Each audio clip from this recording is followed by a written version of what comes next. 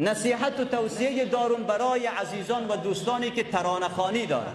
دخترک از دور صدا میکنی، پنجره دلم هوا میکنی.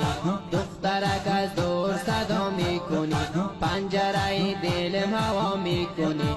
دل برم صد بار فدایت شوم، عاشقانه سویم نگاه میکنی. دل برم صد بار فدایت شوم، عاشقانه سویم نگاه میکنی. شعر و ترانه و نعت با نامهای مختلفی که یاد می شود، اول باید مفهوم و محتوای از شعر و ترانه مطابق با اسلام و دین و شریعت الله جل جلاله باشد.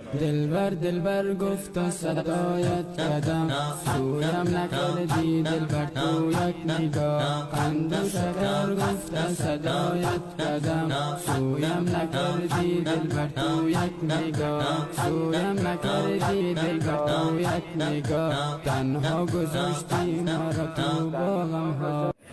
اگر یک محتوایی که عشق بازی و سوق دادن به طرف انحراف و دنیا و مادیات و لذت ها باشد، 100 بار که نامش را بگذاریم ترانه، قطعا ناجایز و ناروا و حرام هست.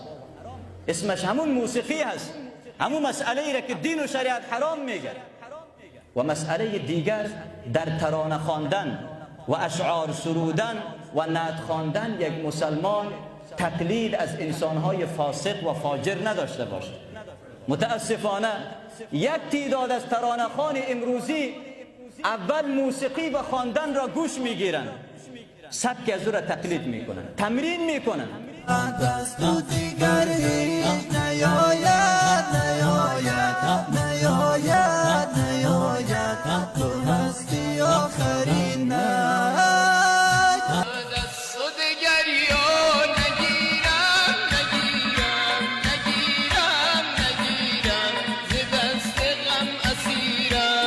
موسیقی از با ساز و سرود خوانده شده، یا یک خواننده و هنرمند ایرانی یا افغانی هر کجایی که است او را گوش میگیرد، ساعتها حرام را مرتکب می شود.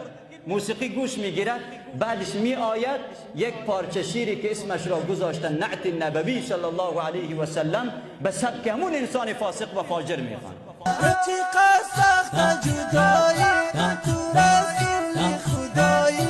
چقدر سخت جدایی، منم دارم خدایی. بر امتانت نبی انه سورن مایه. با در بگراوندی از او چیز را اضافه میکند به نام ذکری، اسمش را گذاشته ترانه ذکری. این توهین به عظمت و بزرگی رب العزت و الجلال و ذکر یاد الله سبحانه و تعالی است.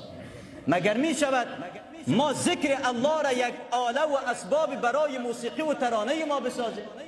به خاطر از اینکه صدای ما، سبک ترانه ما زیبا شود، ما بیاییم ذکری گفته یک صدایی را پشت سر از اضافه بکنیم، نامش بگذاریم ذکر یاد الله سبحانه و تعالی. اون ذکر نیست، او توهین به نام الله سبحانه و تعالی است. و اگر او را به دیگ گذاشته شود، از راه دور فکر میکنی که تنبور چالان است.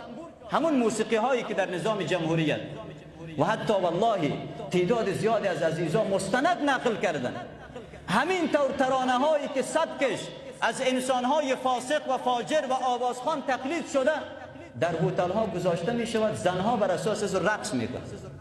هیچ فرقی نکرده، جای اون موسیقی را پر کرده، هیچ کسی هم احساس ناراحتی نمی کند. کیفش را با همین ترانه هایی که تقلید از فاسق و فاجر و خواننده ها و آوازخوانه است امروز به گوش اونها میرسد، جایش را پر کرده و دل اونها خوش است، احساس جای خالی نمی کند.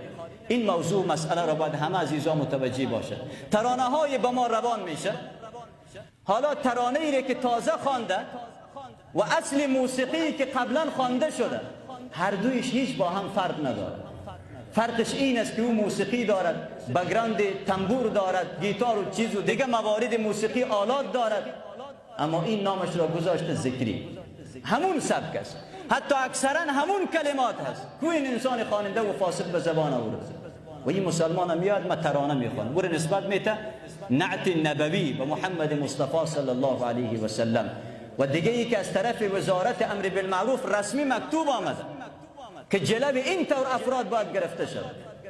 هیچ مسلمان اجازه ندارد بر مبنای تقلید از انسانهای فاسق و فاجر بیاید ترانه گفته چیزی را در میان مردم ترویج بدهد، یا سبکش را از اونها تقلید بکنند، یا اینکه محتوا و مفهوم اشعار اونها داشته باشد که مخالف با دین و شریعت باشد. جلو اینها باید گرفته شود. اگر خدای نخواسته اینها ادامه دادن، بی‌پروایی کردن، ناگزیر ریاست امر بالمعروف ولایت بلخ مطابق اصول و فرمان و قانون اقدام میکنند. محمد افتخار آفرینش، جهان معرفت دریای بینش.